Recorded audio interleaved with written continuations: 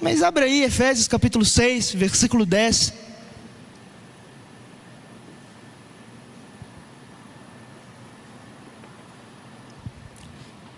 A palavra de Deus nos diz o seguinte: finalmente, fortaleçam-se no Senhor e no seu forte poder. Vistam toda a armadura de Deus, para poderem ficar firmes contra as ciladas do diabo. Pois a nossa luta não é contra seres humanos, mas contra os poderes e autoridades, contra os dominadores deste mundo de trevas, contra as forças espirituais do mal nas regiões celestiais. Por isso, vistam toda a armadura de Deus, para que possam resistir no dia mau e permanecer inabaláveis depois de terem feito tudo. Assim, mantenham-se firmes, cingindo-se com o cinto da verdade, vestindo a couraça da justiça e tendo os pés calçados com a prontidão do evangelho da paz. Além disso, usem o escudo da fé, com o qual vocês poderão apagar todas as setas inflamadas do maligno. Usem o capacete da salvação e a espada do Espírito, que é a palavra de Deus. Orem no Espírito em todas as ocasiões, com toda oração e súplica. Tendo isso em mente, estejam atentos e perseverem na oração por todos os santos. Orem também por mim, para que, quando eu falar, seja-me dada a mensagem, a fim de que, destemidamente, torne conhecido o mistério do Evangelho, pelo qual sou o embaixador, preso em correntes. Orem para que, permanecendo nele, eu fale com coragem, como me cumpre fazer. Tíquico, o irmão amado e fiel do Senhor, lhes informará tudo, para que vocês também saibam qual é a minha situação e o que estou fazendo. Enviei-o a vocês por essa mesma razão, para que saibam como estamos e para que ele os encoraje. Feche seus olhos, curva a sua cabeça durante um momento. Pai, esse texto, ele é uma realidade. Nós não podemos enxergar, Senhor, mas abra os olhos do nosso coração nessa noite, porque existem anjos e demônios nesse lugar. Existe uma batalha terrível, existe uma luta, existe uma emboscada, mas existe também o teu poder que quer trazer livramento a cada um que está nesse auditório, Senhor.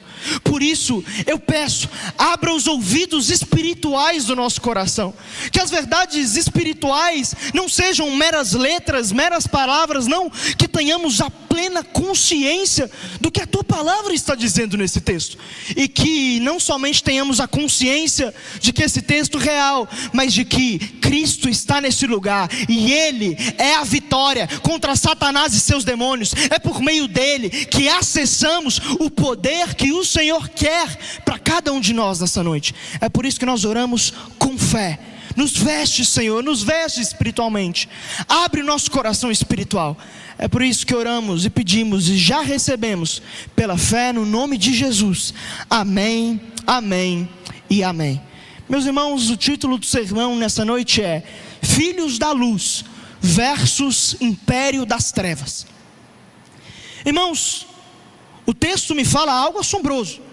Existe uma guerra quanto a eu e você acontecendo nessa noite. E sabe, é muito fácil, porque nós não enxergamos as realidades espirituais, estarmos completamente alheios sobre aquilo que está acontecendo no mundo espiritual. E a verdade, irmãos, é que nós não estamos precisando de mais coaches no púlpito, nós estamos precisando de mais verdades espirituais no púlpito. Nós estamos precisando de entender o mundo espiritual. É só isso que tira um crente carnal da carnalidade e o joga a um nível espiritual. As pessoas precisam serem ensinadas sobre as coisas espirituais. Afinal de contas, O homem carnal, ele não discerne as coisas espirituais. Mas eu creio que tem um monte de gente espiritual aqui que vai entender verdades espirituais nessa noite.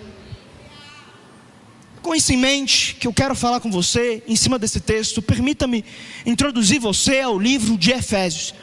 Paulo, ele funda essa igreja em Atos capítulo 19, quando ele está na sua terceira viagem missionária. Ele chega na cidade de Éfeso.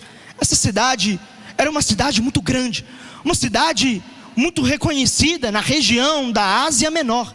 Essa cidade, ela tinha um templo, o templo da deusa Diana, que ele era 4 vezes maior do que o Partenon que ficava em Atenas, e ele era banhado a ouro puro. Era uma das 7 maravilhas do mundo antigo. Pessoas vinham num comércio cultural, religioso e também turístico àquela cidade. Mas é nessa cidade de cerca de 200 mil habitantes que Paulo chega e ele encontra somente 12 discípulos que não ouviram falar sobre o Espírito Santo. Eles tinham somente o batismo de João. E Paulo impõe as mãos, eles recebem o Espírito e começa naquela cidade, talvez eu diria, o maior avivamento que nós vemos no livro de Atos. Porque esse avivamento ele dura cerca de 2 anos naquela cidade. As pessoas vêm aos montes, nas praças, e elas queimam seus livros ocultistas. Tamanho sinal de arrependimento que a cidade tinha, porque até mesmo os aventais de Paulo curavam as pessoas. Era um mover sobrenatural. A partir disso, a cidade está agora vivendo um avivamento. E no texto de Atos 19, os políticos ou os procônsulos da cidade, eles armam uma emboscada para poder expulsar Paulo da cidade. E eles conseguem fazer isso. Agora, Paulo ele está no momento em que ele está preso na cidade de Roma. Ele está preso numa prisão domiciliar. Ele está escrevendo essa carta a essa igreja, onde foi o tempo que ele mais passou em uma igreja que ele mesmo fundou. E essa igreja já viveu um avivamento. Essa igreja já viveu expulsão de demônios. Mas Paulo está aí escrevendo de novo sobre realidades espirituais. Ele vem e a partir do capítulo 4, na carta de Efésios, Paulo ele gasta muito dessa carta expondo como devemos nos portar em relacionamentos. No capítulo 4, ele trata muito sobre como ter paz com todos.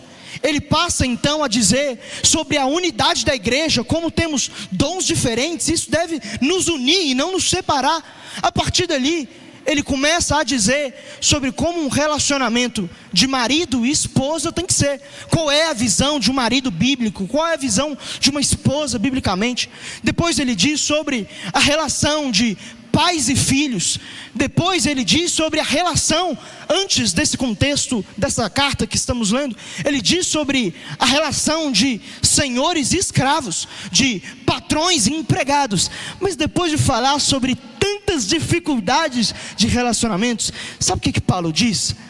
A nossa luta não é contra carne ou sangue, mas principados e potestades. Irmãos, deixa eu te dizer, Paulo está te dizendo: ei, esquece as pessoas que você acha que tem algum problema com você. Seu problema não está nas pessoas, está no mundo espiritual. Entendendo isso, que eu quero reler com você esse texto, eu peço que você me acompanhe na exposição. Leia comigo o versículo 12, que diz assim: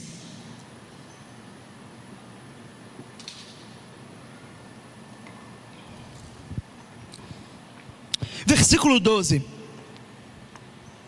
pois a nossa luta não é contra os seres humanos, mas contra os poderes e autoridades, contra os dominadores deste mundo de trevas, contra as forças espirituais do mal nas regiões celestiais. Primeiro ponto: estamos em guerra espiritual. Irmãos, Paulo está dizendo que a vida cristã tem uma característica, sabe qual? Luta. Irmão, sabe qual que é o problema? Tem um monte de crente achando que ser crente é viver no parquinho de Jesus, é viver de novidade em novidade. É como se Jesus toda hora tivesse que te surpreender. É como se fosse a Disneylândia gospel. Irmão, a vida cristã não é uma montanha russa onde Deus tem que te dar doses de êxtase. Não, a vida cristã é uma guerra de tirar o nosso fôlego. E sabe por quê que tem muita gente que não entende essa realidade? Porque ainda é criança e fica frustrado: Senhor, por que isso daqui está acontecendo comigo? E sabe, nós precisamos acordar para a realidade desse texto, que é uma guerra espiritual. Eu vou contar algumas coisas que eu já vivi, e não tenho a intenção de te assustar, mas eu quero te dar consciência de que o mundo espiritual é real. Irmãos, eu me lembro que quando eu tinha cerca de 8 anos de idade, eu estava num acampamento de uma igreja, e eu estava atrás de um galpão onde estava tendo uma ministração. Eu estava num balanço no parquinho, e tinha um pastor que ele estava me empurrando, a gente estava brincando junto. No meio do sermão do pastor, uma mulher caiu endemoniada, pá! Ela começou a rosnar, começou a levantar uns 3, 4 caras. Eu vendo aquilo ali, eu falei: gente, o Hulk desceu nessa mulher aí, não tem condição não. Eu continuei vendo aquilo, e o pastor chegou e falou: olha, sai em nome de Jesus. A mulher saiu, ela caiu no chão. Só que a partir dali eu comecei a entender algumas coisas. Estava balançando naquele parquinho, e eu lembro como se fosse hoje. Eu lembro que eu ouvi uma voz que ela vinha de debaixo da terra. Eu lembro como se fosse hoje. E aquela voz, ela estava gritando em ira, falando assim: não, ela é minha, eu quero entrar nela de volta. Mas o sangue de Jesus pegou ela. Eu quero entrar nela, ela me pertencia, mas não me pertence mais. Irmãos, deixa eu te dizer algo. Nós estamos num fogo cruzado espiritual. Satanás e seus demônios são reais, e eles tentam nos atacar hoje. E por que a gente está um crente de água parada? Parece que é o crente casa da dengue, fica lá parado. Não, eu não busco, eu não faço nada, eu não vou na igreja, eu sou crente. Irmão, você não entendeu que você não está numa batalha, que o diabo está falando assim: ei, deixa ele afastar do sangue de Jesus só um pouquinho, para ver se eu não entro na vida dele e destruo tudo aquilo que ele construiu em Deus. Deixa ele dar uma brechinha, para ver se eu não entro nas emoções, para ver se eu não roubo a fé dele, para ver se eu não entro na família dele. Irmão, Satanás está esperando só uma oportunidade. Satanás está esperando só algo que a gente vai ficar paradinho e não vai entender que é uma guerra. Irmão, se estamos em guerra, eu tenho uma notícia: você é um soldado alistado para a guerra, não por homens, mas por Jesus Cristo, o general que venceu a serpente, e nos diz: ei, combatam o inimigo, porque é na minha força que vocês podem vencer. Irmãos, mas precisamos pontuar ainda nesse ponto que a nossa luta não é contra pessoas. Paulo, ele vai dizer que a nossa luta é contra principados e potestades. Irmãos, com muito amor, coloque amor no que eu vou te dizer. Mas se você orasse mais, você iria discutir menos. Se você entendesse mais a verdade desse texto, você ia ficar menos preocupadinho com o jeito que fulano te olhou. Se você entendesse que a sua briga não é contra o seu pai e sua mãe, não é contra as pessoas do seu trabalho, não é contra aquele chefe que parece que está endemoniado às vezes, irmão, não é contra o seu cônjuge, é contra principados e potestades, não é carne ou sangue. E é por isso que nós temos, sabe o que? Na igreja, muitas vezes, uma igreja que, ao invés de lutar com o inimigo, eles lutam uns com os outros. Pessoas que ainda são carnais e não entenderam a realidade de que, irmão, de verdade, põe amor novamente nas minhas palavras. Mas, irmão, o nosso problema não é a reação de ninguém aqui. Às vezes ninguém nem fez aquilo que você está imaginando, que você falou: olha, fulano não gosta de mim. Não. Se a gente trazer a fonte para o mundo espiritual, a nossa criancice acaba. Se a gente trazer essa realidade, isso muda o nosso sentido de ver. Mas eu quero ler com você o versículo 11 até o 13, e a gente vai esmiuçar esse texto aqui. É bom que eu estou com tempo, e hoje eu vou dar lugar, em nome de Jesus. Versículo 11 até o 13 diz assim: vistam toda a armadura de Deus, para poderem ficarem firmes contra as ciladas do diabo. Pois a nossa luta não é contra seres humanos, mas contra os poderes e autoridades, contra os dominadores deste mundo de trevas, contra as forças espirituais do mal nas regiões celestiais. Por isso, vistam toda a armadura de Deus, para que possam resistir no dia mau e permanecer inabaláveis depois de terem feito tudo. Segundo ponto, o inimigo e suas estratégias. Estamos em guerra. A primeira coisa numa guerra que nós precisamos entender é quem é o nosso inimigo e qual é o plano do nosso inimigo. A partir disso nós podemos nos mover e contra-atacar. Irmãos, é nesse texto que Paulo vai dizer que o diabo age por ciladas. Essa palavra grega, esquemas, fala de todo tipo de plano diabólico que o diabo faz ao longo de toda a escritura revelada. Irmão, sabe o que o diabo faz? Em Lucas 8, o diabo ele furta, ele rouba a palavra de Deus do coração. Irmão, o diabo é mestre em colocar cultos cheios com mentes vazias. O diabo é mestre em fazer a palavra estar diante de você, mas ela entra em um ouvido e ela sai pelo outro. Você chega e não compreende aquilo que Deus está dizendo. Ei, irmão, tem pessoa que está aqui na igreja há tanto tempo e você vê que a pessoa está há 500 anos, já envolveu em tudo quanto é ministério e não converteu. Sabe por quê? Irmão, tem uma guerra espiritual agora, para que a palavra de Deus não entre no seu coração. Eu não estou falando do seu intelecto, estou falando da sua alma. Além disso, o diabo, ele é aquele que em Mateus 13, ele semeia joio no meio do trigo. O diabo, ele se opõe a quem prega o evangelho em Zacarias capítulo 3. O diabo, ele tenta interceptar as orações dos santos em Daniel capítulo 10. O diabo, ele oprime as pessoas com doenças, Lucas capítulo 13.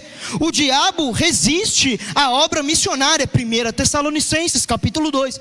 O diabo nos tenta diariamente com o pecado, Mateus capítulo 4 versículo 1. O diabo, ele usa a arma de infiltração no meio da igreja, 2 Coríntios 11, 14. Irmãos, esse ponto aqui para mim é muito interessante. Sabe por quê? A nossa mania como cristãos é vermos o diabo em tudo.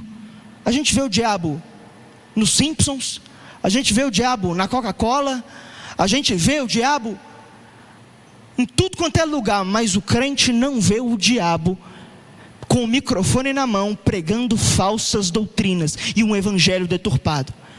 Irmão, deixa eu te falar, toma cuidado com qual pregador você está ouvindo. Irmão, tem pregador dizendo que o que Jesus ofereceu para a mulher samaritana não foi água. Irmão, você está entendendo o nível cabal de heresia que a gente está chegando? Você vai em cada esquina, tem uma igreja para o seu molde. Irmãos, eles podem tentar amoldar a igreja deles lá, as 4 paredes, mas não vão conseguir amoldar o evangelho, porque ele é eterno e imutável. As falsas heresias precisam ser combatidas. Ah, irmão, hoje eu estou sem papo na língua, eu vou soltar. Irmão, esses dias o Papa falou que todos os caminhos levam a Deus. Não, você pode ter a religião que você quiser, irmão. Falso profeta, só há um caminho, e é Cristo Jesus, o único mediador entre Deus e os homens.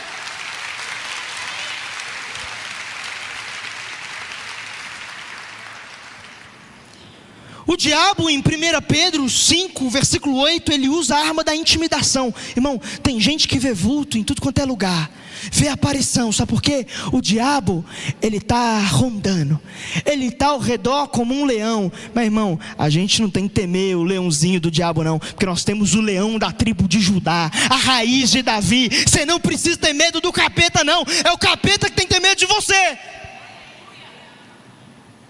Ele age na disseminação de falsos ensinos, 1 Timóteo 4, versículo 1, 2 Coríntios 4, versículo 4, o diabo ataca a mente das pessoas.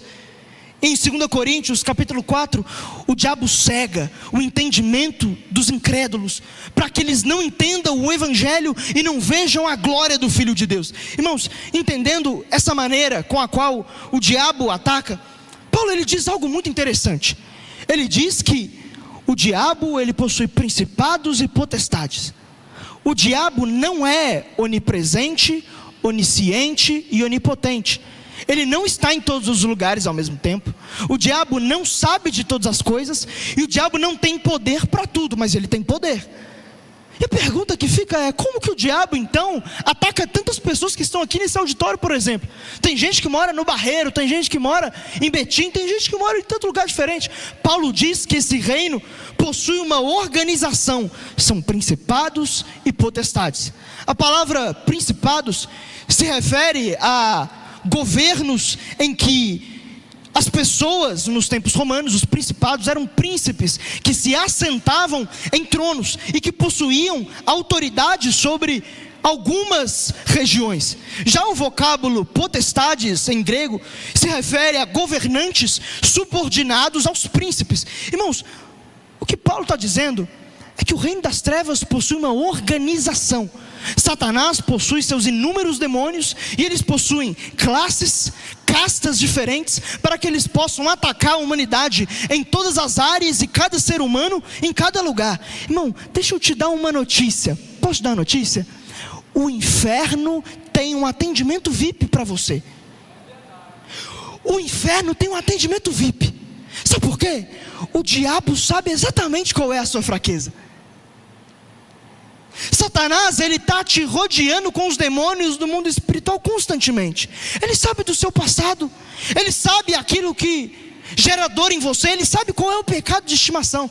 Irmãos, permita-me usar de uma maneira poética, ilustrando esse texto, aquilo que eu creio que esse texto pode trazer para mim e para você hoje. Irmãos, a gente não viu, mas de ontem para hoje rolou uma reunião sobre você. Você estava dormindo, se acordou, escovou essa boca fedendo sua, mas lá no inferno, Satanás chamou uma reunião e colocou principados e potestades à mesa. Ele falou assim: olha, vamos traçar um plano para fazer esse cristão aqui cair hoje. Vamos tentar trazer uma cilada para ele hoje. Os demônios vieram e falaram: olha, diabo, nós temos essa opção. Vamos tentar esse cristão com esse pecado? O diabo virou e falou: não, esse pecado não é a fraqueza dele, eu sei qual que é a fraqueza dele, vamos nesse outro. Eu imagino os demônios viraram e perguntaram: mas diabo, vamos conversar aqui rapidinho. Você está me falando que nós sabemos a fraqueza dele, certo? Certo. Então ele também sabe a fraqueza dele, certo? O diabo falou: certíssimo. Eles perguntaram: olha, mas como que a gente vai vencer então? Ele tem Deus, ele tem Cristo, ele sabe a fraqueza dele. O diabo falou assim: não, calma aí. A questão é que a gente sabe a fraqueza dele e age no mundo espiritual sobre isso. Ele sabe a fraqueza dele e fica parado espiritualmente. É por isso que a gente vai vencer. Irmão, deixa eu te falar, eu estou com uma notícia muito péssima para te dar.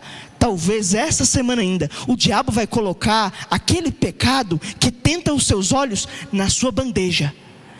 Ele sabe a hora certa de colocar, ele sabe o jeito certo de fazer, ele sabe. O inferno não está de brincadeira. O inferno tentou Davi com adultério. Já o inferno, ele tentou Saul com uma precipitação. Já outros na Bíblia, houveram momentos em que, por exemplo, Ananias e Safira foram tentados com dinheiro. Irmão, eu não sei qual é o seu problema, se é dinheiro, se é pecado sexual, mas eu tenho uma notícia, irmão: o inferno está com isso daí preparado para você. Irmãos, mas o texto nos alerta sobre o nosso inimigo, e a estratégia que temos que ter é que nós precisamos ter uma vigilância constante. O texto diz que nós precisamos resistir no dia mau e depois de termos feito tudo, permanecer inabaláveis. Irmão, entenda algo: o inferno não vai te atacar só no dia ruim, não. É no dia que estiver dando tudo certo também. É porque a gente tem uma mania, sabe o quê? Que a gente é soldado de Cristo. Na hora que dá tudo problema, a gente vem: Senhor, eu preciso do Senhor. Vamos colocar aqui divisa de fogo, varão de guerra, vamos marchar. Sabe o que acontece? Acabou o problema, a gente relaxa. Irmão, a gente não entendeu que a guerra é constante. A guerra não é no sábado à noite, quando a gente está no culto. A guerra é domingo, segunda, terça, quarta, quinta, sexta e no sábado de novo. É no dia mau e no dia bom. E por que a gente está tirando férias? A gente está tirando férias da luta espiritual, sabe por quê? A gente está achando que o inferno tirou férias. Irmão, eu tenho mais uma notícia ruim para você. O diabo não está de férias. Isso significa que por que você está tão parado e de férias espiritualmente? Por que você não guerreia? Por que você não vai? Por que você não entende que você é um soldado? Mas sabe, entendendo isso, nós temos ainda nesse ponto algumas questões. Nós não podemos, primeiro, subestimar o nosso inimigo. O diabo é real e é poderoso. Tem pessoas que não creem na existência do diabo. Não, a Bíblia, quando diz do diabo, é uma força do mal. Não. Ele é um anjo caído, que criou uma rebelião nos céus, e 1/3 dos anjos caíram com ele. Ele é mentiroso e pecador desde o princípio. Irmãos, sabe, a gente vê, por exemplo, vários teólogos liberais, que eles negam a existência do diabo. Como diz Charles Spurgeon, é um pouco estranho que os filhos do diabo não reconheçam que ele é o pai deles. Irmãos, o diabo existe e ele tem poder. Ele tem poder. Mas nós não podemos, por outro lado, superestimar o nosso inimigo. Irmãos, o diabo tem poder, é real, mas ele não é alguém imbatível, invencível. Não, ele é mais poderoso do que eu e você, mas ele não é mais poderoso do que Deus. Irmão, tem crente que tudo é o diabo, tudo. Está com a dor de cabeça? Meu Deus, é o diabo se levantando. Parece que nem tem cadeira no inferno, né? Ele vive se levantando, ele está sempre dando um rolê por aí. Não, irmão, a gente precisa entender que a gente não pode exacerbar e ter medo do diabo, não. A gente não tem que ter medo do diabo. Tem algumas pessoas que até colocam os pecados deles na conta do diabo. Eu me lembro de uma vez que eu conversei com uma pessoa e estava conversando com essa pessoa, ela começou a contar um vício que ela tinha, um pecado repetido. Eu falei, olha, você precisa, né, se arrepender, vamos tratar isso daí. Irmão, uma pessoa virou para mim e falou assim, não, pastor, entenda muito bem, é que eu tenho uma maldição, que eu não consigo não fazer isso, sabe? A culpa é do diabo. Irmão, eu com toda a mansidão e calma que eu tenho dentro de mim, eu virei e falei assim, tá, então Jesus te comprou com sangue na cruz, e você ainda está sendo uma marionete para o pecado. O diabo pega lá seu celular, entra dentro de você, você sofre uma alucinação, peca depois, foi o diabo. Não, irmão, é você. A gente peca porque a gente quer, o diabo só tenta. Irmão, a culpa dos seus pecados não é do diabo, é nossa. Ele só é o tentador. Irmãos, nós não podemos misturar obras da nossa carne com imposições diabólicas. A gente não precisa superestimar o diabo. Irmãos, vou contar um outro momento que aconteceu comigo, e esse foi muito marcante porque não tem muito tempo. Eu me lembro de uma vez que eu estava no meu quarto e eu fui tentar dormir, eu estava numa insônia, eu não conseguia dormir, o ambiente estava pesado. Eu falei assim, olha, crente pentecostal, né? Vou colocar um louvor aqui, vou ler a Bíblia, e se eu não vou conseguir dormir, eu vou fazer uma vigília aqui, no meu quarto mesmo, vamos orar, vamos buscar o Senhor. Irmão, eu estava buscando ao Senhor. Naquela hora, eu me lembro perfeitamente de como se eu tivesse saído do meu corpo, e eu tivesse vendo meu corpo jogado na cama. E eu vi algo entrando no meu quarto, eu só vi uma mão preta e algo entrando. Irmão, aquilo foi em mim, e aquilo, eu vi o meu corpo na cama. Aquele bicho que eu não conseguia descrever, eu só vi a mão, ele estava sufocando a minha boca, e ele estava tentando enfiar a minha cara de uma maneira que eu parasse de respirar, e não conseguia falar. Eu estava vendo aquilo, eu estava vendo, e não tinha o que fazer. Só que aí, irmão, eu comecei a orar sem abrir a boca, no Espírito, assim, o sangue de Jesus tem poder, o sangue de Jesus tem poder, o sangue de Jesus tem poder. Irmão, o diabo saiu correndo, e eu comecei a sapatear naquele lugar. Ei, irmão, você não precisa ter medo do diabo, basta o sangue de Cristo, vertido na cruz do Calvário, e Cristo já esmagou a cabeça da serpente.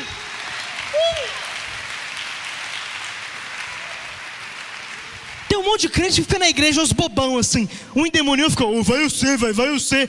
Irmão, em nome de Jesus, impõe as mãos. Está com medo de quê? Mas eu quero ler com você o versículo 10 e o versículo 13.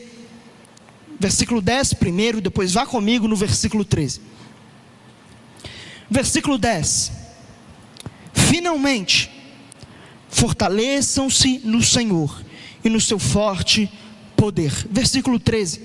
Por isso, vistam toda a armadura de Deus, para que possam resistir no dia mau e permanecerem inabaláveis depois de terem feito tudo. Assim, mantenham-se firmes, cingindo-se com o cinto da verdade, vestindo a couraça da justiça e tendo os pés calçados com a prontidão do evangelho da paz. Além disso, usem o escudo da fé, com o qual vocês poderão apagar todas as setas inflamadas do maligno. Usem o capacete da salvação, a espada do Espírito, que é a palavra de Deus. Terceiro ponto, precisamos vestir toda a armadura de Deus. Paulo aqui, ele começa a trazer uma ilustração usando uma armadura. Essa armadura que ele está falando possui dois símbolos por trás. Primeiro, ele pega essa armadura que o próprio Deus disse que tinha no Antigo Testamento. Em Isaías 59:17, Deus diz que ele usou a justiça como uma couraça e pôs na cabeça o capacete da salvação. Em Isaías 11:14-15, quando diz sobre o Messias, diz que a retidão ou a justiça seria a faixa do seu peito e a fidelidade seria o seu cinturão. A primeira parte que Paulo pega essa armadura para mim e para você, que nós precisamos vestir, é baseada no Antigo Testamento, mas ele também usa de outros símbolos que vêm de uma armadura de um soldado romano, da época em que certamente essa cidade, por ser uma cidade grega e muito grande, conhecia muito bem. Irmãos, nós precisamos, primeiro, antes de falar dessa armadura, entender que nós não vencemos o diabo no nosso poder. O texto diz: fortaleçam-se no seu forte poder. Irmãos, eu tenho uma notícia para te dar. Somos eu e você no ringue contra o diabo. Ele é mais poderoso do que você. Ele sabe a sua fraqueza. Ele sabe o momento que você está desanimado. Mas sabe quem é o seu treinador que está do seu lado? É Jesus. Irmãos, você não vence o diabo no seu poder. Nós temos fé na pessoa de Cristo, e a partir de então acessamos a graça, e nela Paulo diz que o Deus da paz em breve esmagará Satanás bem debaixo dos nossos pés. A gente não precisa ter medo, é o poder de Deus. Precisamos do poder. Um poder que não é teórico. Eu não estou falando de um poder que é só uma teoria que eu vou te explicar aqui agora, não, irmão. Eu estou tentando chacoalhar você. Eu estou tentando fazer você entender que existe um poder que pode ser acessado pela fé, e que por meio desse poder, Satanás já está derrotado nesse ringue. Eu quero primeiro falar com você sobre o cinturão da verdade. O cinturão era uma peça, tanto no Antigo Testamento, quanto principalmente no soldado romano, em que era um cinto, geralmente de couro, que eles usavam, e por meio desse cinto, que deveria ser bem ajustado, bem apertado, o soldado, ele conseguia prender todas as peças da armadura. Se o cinto não estivesse bem ajustado, ou então ele estivesse sem cinto, era muito capaz de a túnica, por exemplo, que era uma parte de pano que ficava por debaixo da armadura, aquilo se enroscar no momento da batalha, e o soldado poderia perder por causa de um pano que entrou na frente dele. Ele poderia morrer, porque a roupa que ele usava não estava bem ajustada. Irmãos, esse cinto que Paulo está mandando eu e você vestirmos, é o cinto da verdade. Irmãos, o diabo, ele é o pai da mentira. Ele é mentiroso desde o princípio, e ele vem até a mim e a você falando a mentira.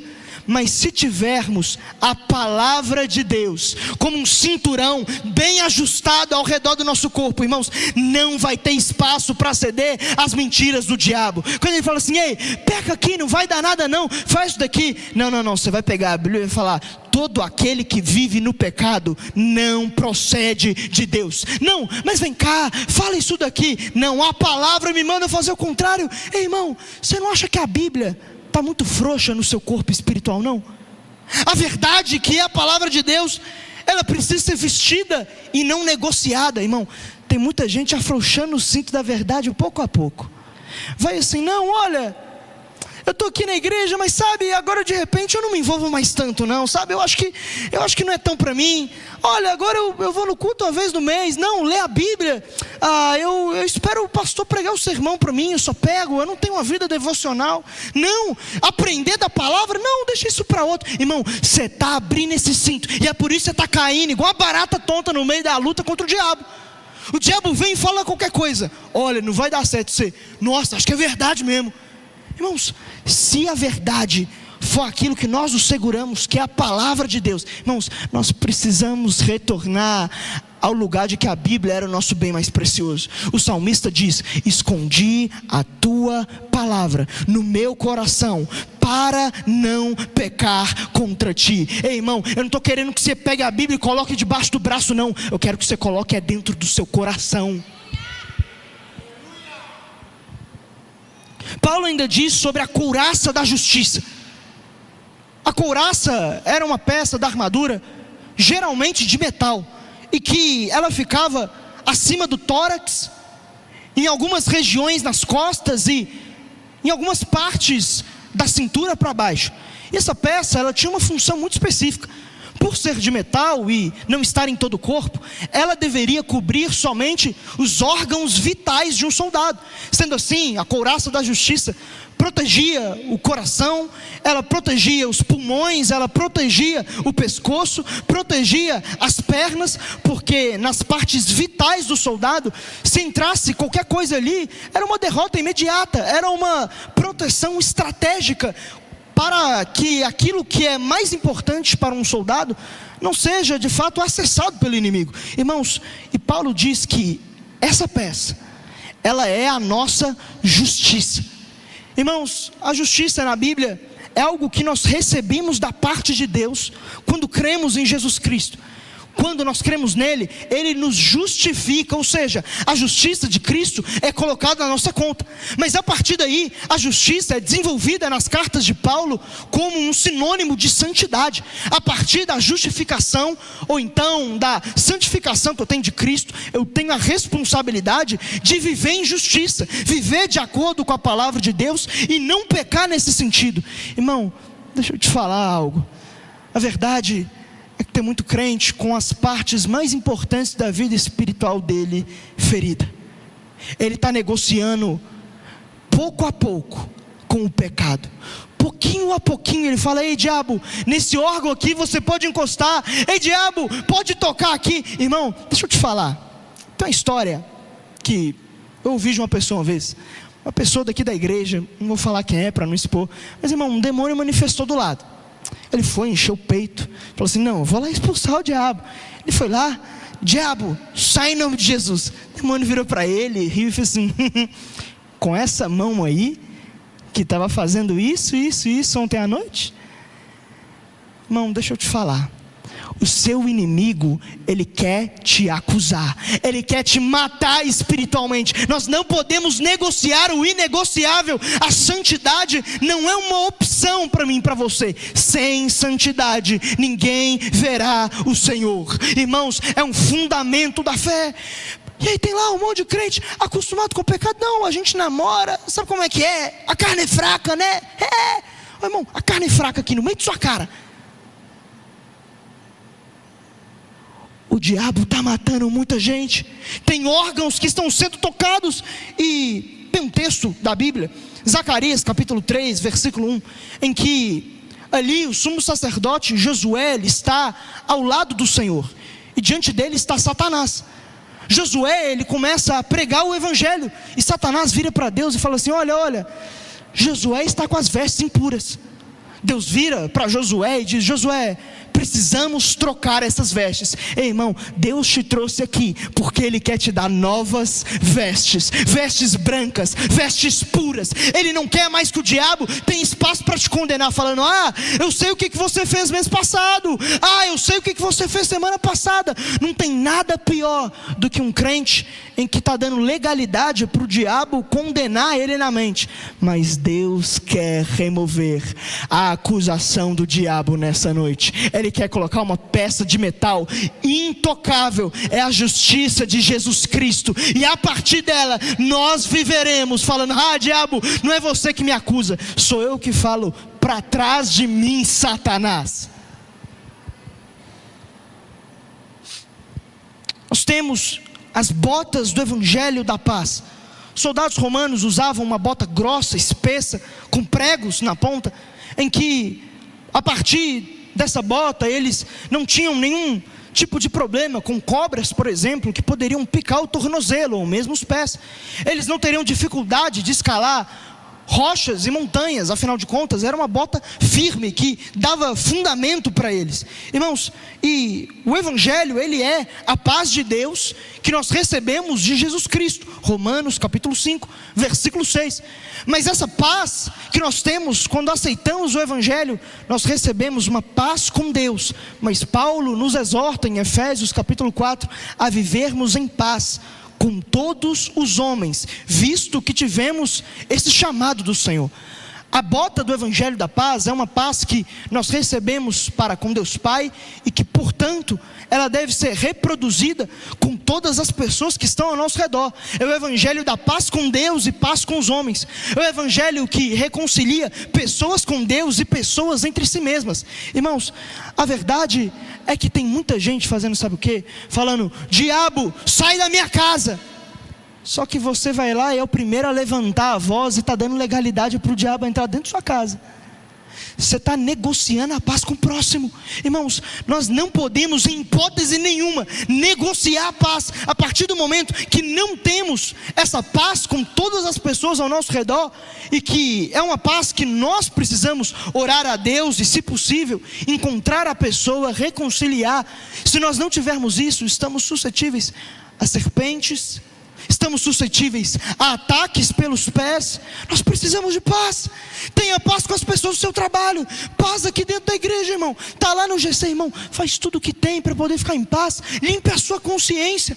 Está no seu relacionamento, irmão. Relacionamento às vezes é difícil mesmo. Às vezes você não quer paz, você acorda numa vibe meio briga, irmão. Mas a palavra de Deus diz, Efésios capítulo 4, ali a partir do versículo 27, irai-vos e não pequeis, e não deis lugar ao diabo. Irmãos, quando nós iramos, quando a gente fala: não, eu sou assim, eu sou uma pessoa de um gênio muito forte, sabe o que a gente está falando? Diabo, pode entrar na minha vida e fazer o que você quiser.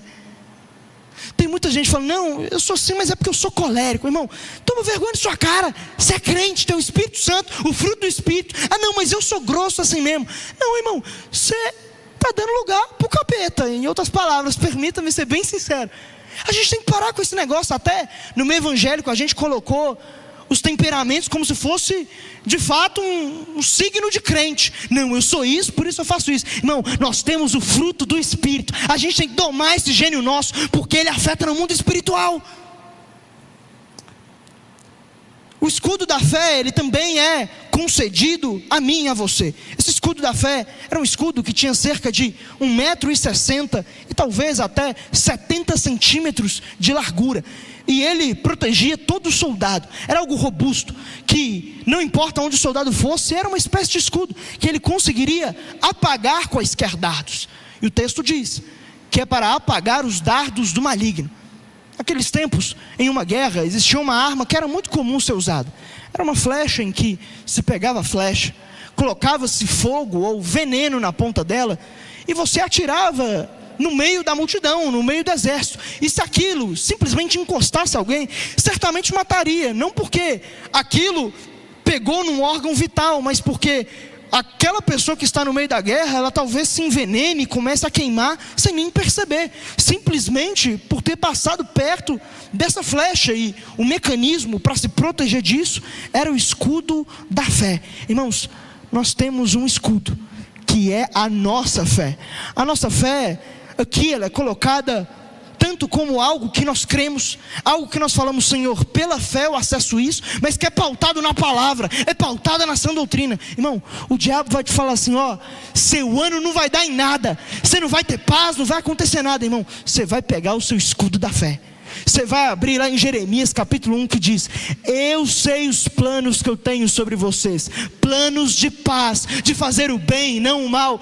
O diabo vai vir: não, mas Deus não te ama mais. Irmão, você vai pegar João 3,16, você vai falar: diabo, porque Deus amou o mundo de tal maneira que entregou o seu Filho unigênito, para que todo aquele que nele crê não pereça, mas tenha a vida eterna. Irmãos, tem muita gente sendo literalmente envenenada de dentro para fora. Sabe por quê? Não sabe usar o escudo. Não tem, ou então ele não entende a palavra, ele não quer conhecer a palavra, ou sabe o quê? Para alguns de nós a Bíblia se tornou um mero artefato teórico. Mas irmão, se a Bíblia fala, eu pego esse versículo no meu dia, eu estendo ele como um escudo, eu falo: Satanás, pode vir, porque eu estou protegido. Não é pelo meu braço, não, é pela palavra de Deus que criou os céus, a terra, que criou o mundo, que me recriou. É nessa palavra que eu me protejo, eu creio nela. O diabo, ele tenta nos atacar, e Paulo diz sobre o capacete da salvação.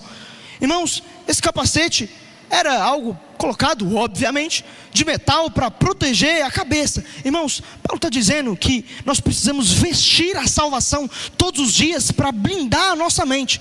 E sabe, a realidade é que talvez você já foi salvo, você orou, você creu em Jesus, mas a gente tem que colocar esse capacete todo dia. Irmão, deixa eu te falar de verdade.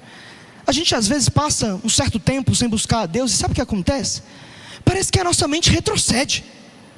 Nós voltamos a pensamentos de pecado que tínhamos antes. Olha, talvez isso não é tão errado. Voltamos a velhos costumes.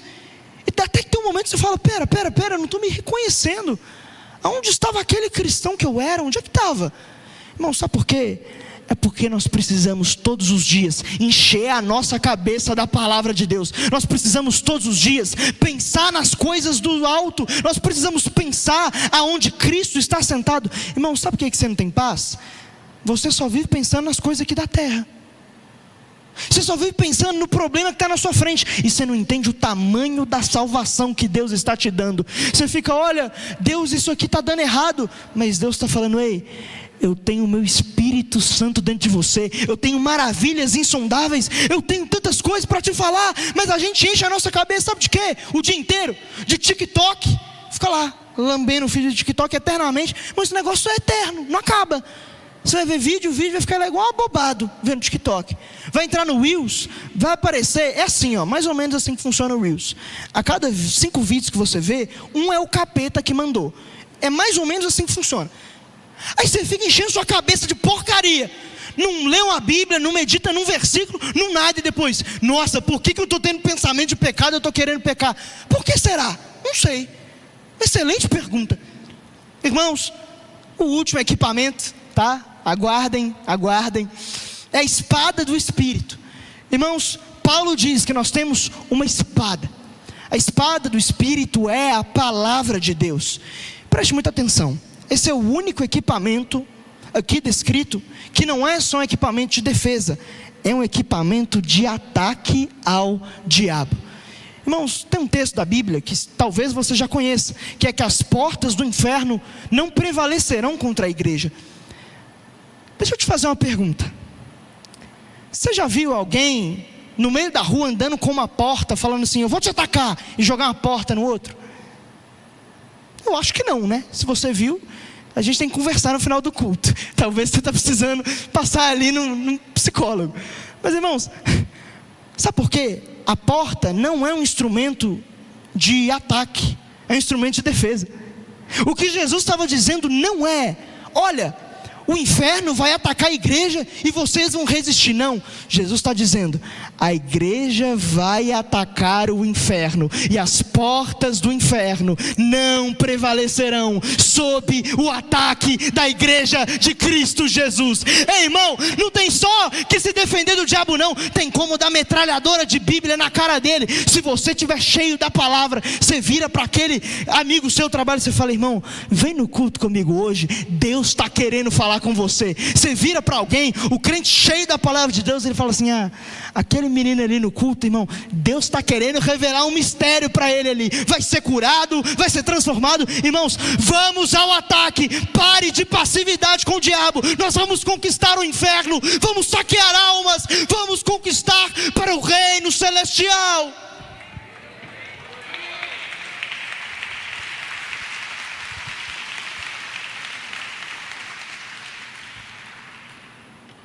Leia comigo o versículo 18, que diz assim: orem no Espírito, em todas as ocasiões, com toda oração e súplica.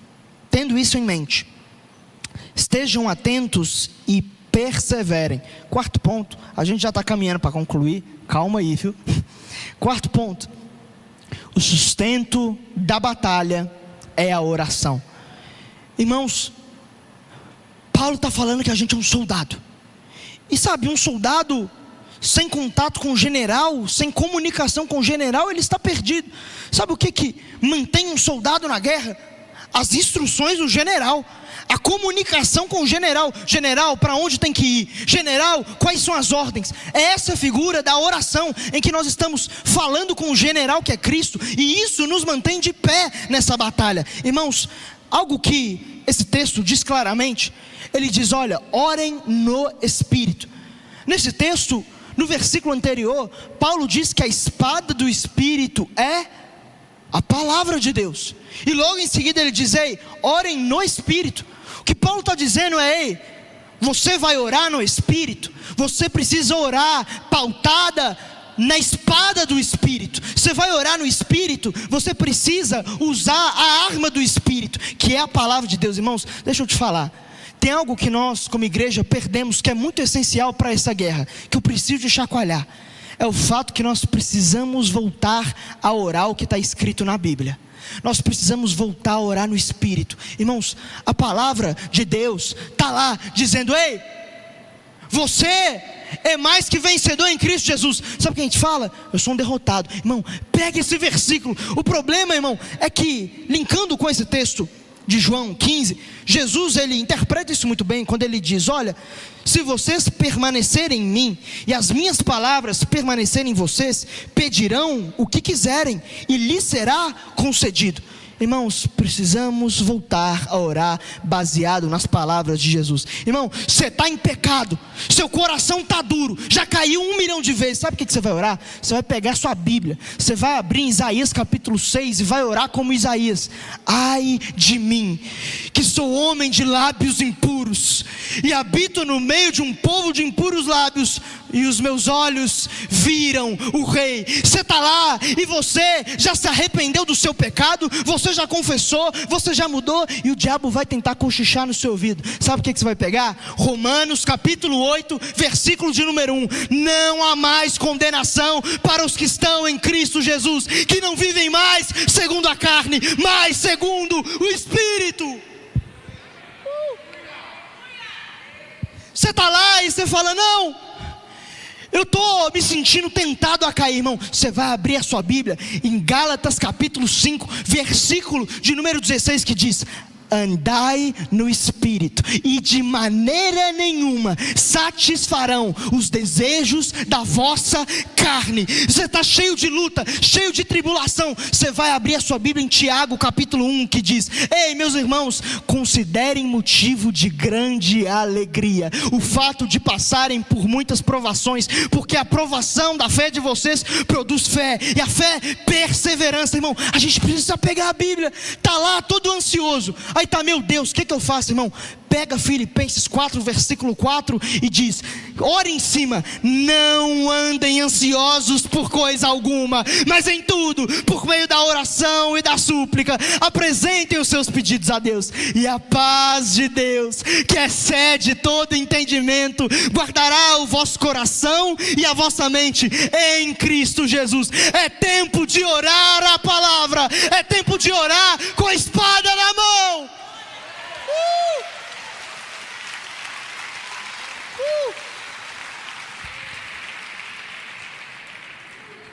E essa oração Paulo diz que ela é constantemente, com perseverança, vigilância, buscando a ajuda de Deus. Irmãos, nós temos que orar constantemente. Deixa eu te falar um negócio. A gente precisa parar de criar um rito religioso que só dá para buscar a Deus aqui no culto e só dentro de um quarto com a porta fechada. Irmão, você vai abrir a porta daquele carro nessa semana que vem, você vai tirar aquelas músicas que não edificam em nada, você vai botar um louvor. Enquanto você estiver ouvindo louvor e orando, você estiver dirigindo o carro, Deus vai dirigir na sua vida. Você está lá lavando vasilha, você bota um louvor e vai orando, irmão. Quando você está lavando a vasilha, Deus está lavando você por dentro. Nós precisamos orar constantemente. Não é uma regra, é um estilo de vida.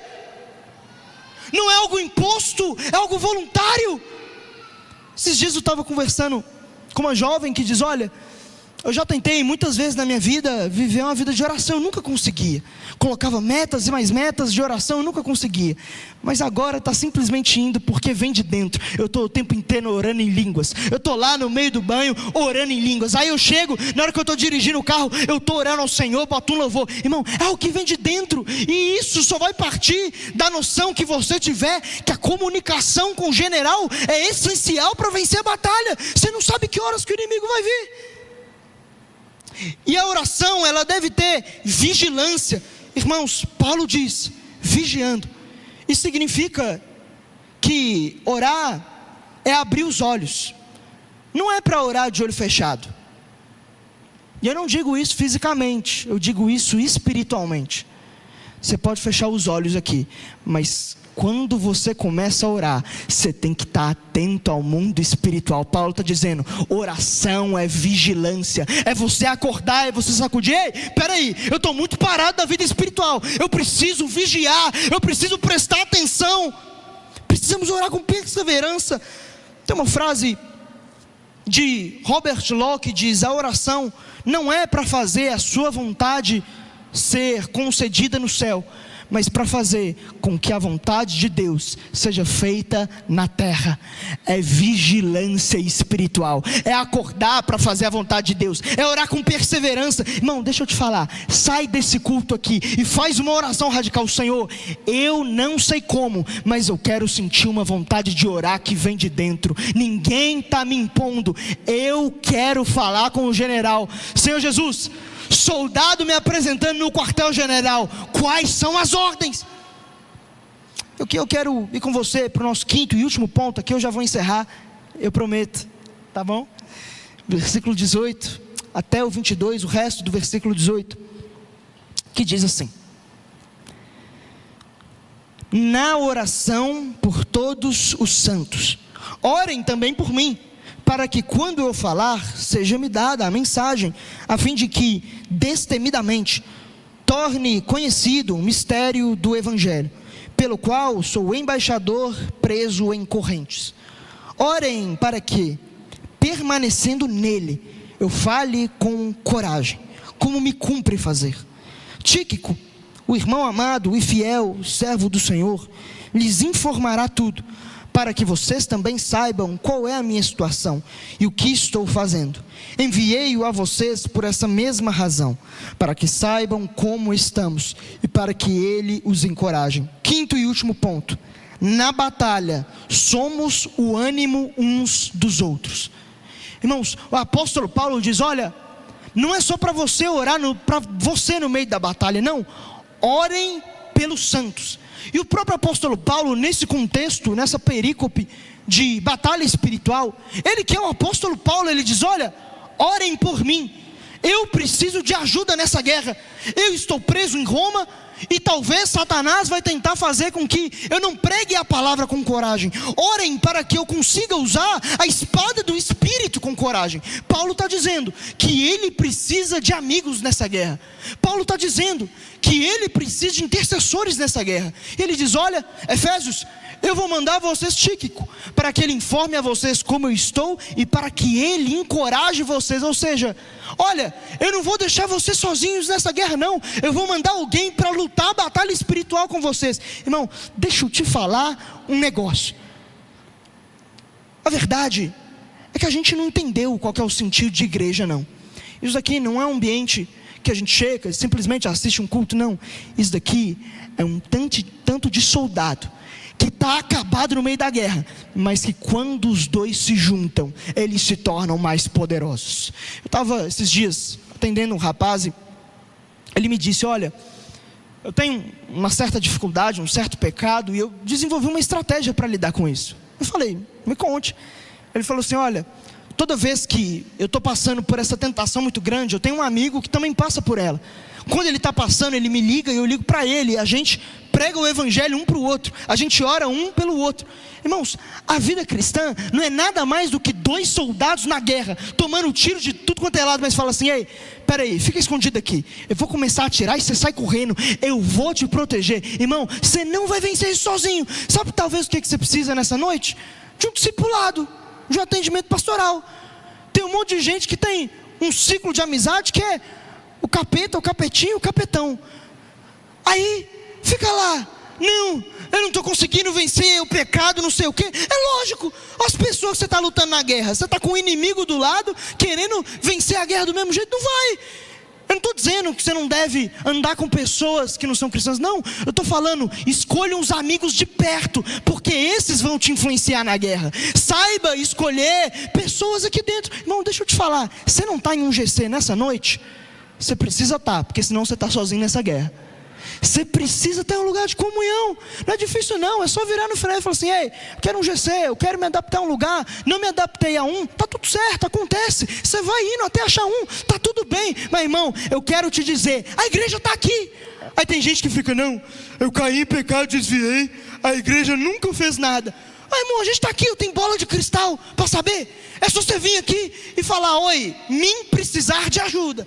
Aí eu falo: mim vai atender você. Não é difícil, não é complicado.